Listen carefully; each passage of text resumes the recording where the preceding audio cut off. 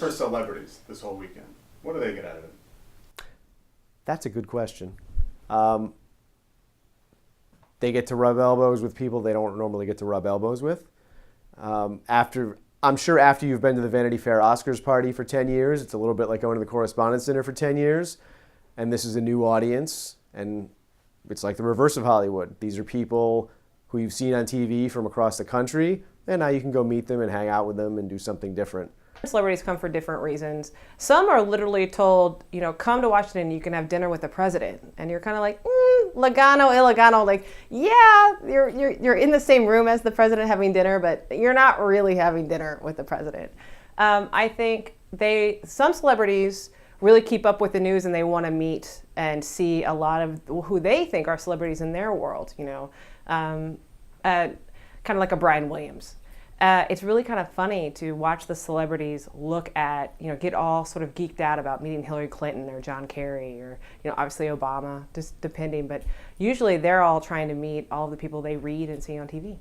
I think John Hamm said it best. I interviewed him once at the dinner, like at a table. I was like, hey, how is this? And he was like, it feels like a really big wedding where people kind of tertiarily know each other. And I'm like, that's a pretty good way to explain it. Like, White House Correspondence Center to me is a wedding weekend. You start on Friday night with the rehearsal dinner, you do some fun stuff on Saturday, you go to the wedding Saturday night, and then you have brunch on Sunday, and then it's over. They are not here to see us. They're here to be in the midst of greatness. And that greatness is the president, the commander-in-chief, the leader of the free world. Not all celebrities are created equal. In my view, there are people who should be there, or at least have a right to be there, and it makes sense that they're there. Sean Penn is a movie actor. He's also an activist. I mean, he may not like his politics, or he may like his politics, but he writes for Huffington Post. He does things. Robert Redford is involved in the environmental movement, and when Bill Clinton wanted to set aside a lot of land in Utah when he was president as wilderness area, they called Redwood's Foundation. There are these activists and celebrities and actors who are in our world and participate in public policy. I don't think you could really say that about Lindsay Lohan.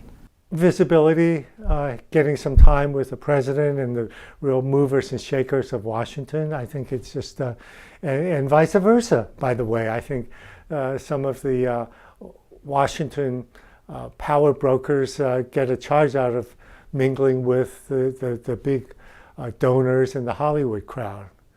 So it kind of feeds on itself in a way that it has become almost out of control, where now you have about 2 weeks of events leading up to the actual dinner. Well, they get proximity to power and the President of the United States.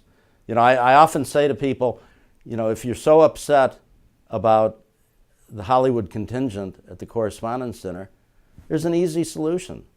Elect Mitt Romney President of the United States.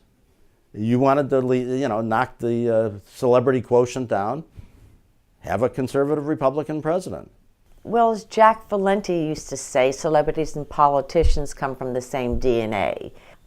This place is swarming with Hollywood people all the time. I think that we are to them what they are to us.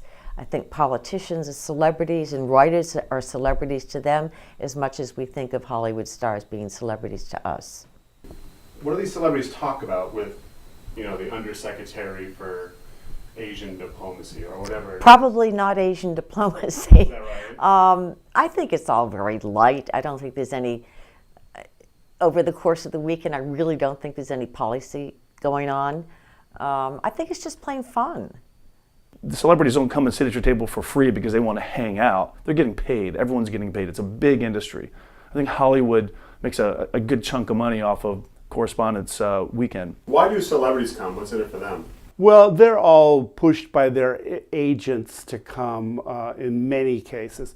I mean, you're not seeing the likes of very big stars anymore, although once in a while somebody like George Clooney might turn up because he has an issue that he's interested in promoting to the Washington political and media class. So he'll show up for that reason. What do you think's in it for these celebrities? Why do they come? What do they get out of it?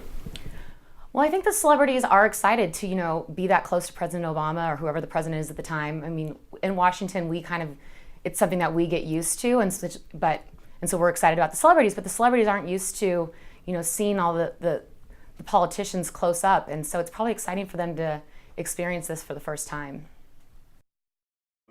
From what you've learned, if you've learned at all, like what do the celebrities talk about when they meet up with political types? Well, let's see. I mean, you would wish that you could say that they talk about politics and something substantial, but I mean, I've heard a lot of times that the politicians will be approaching the celebrities saying, oh my God, my daughter loves you. Can I get a picture with you? Or she'll kill me if I don't bring home a photo with you, please. Can we get a picture?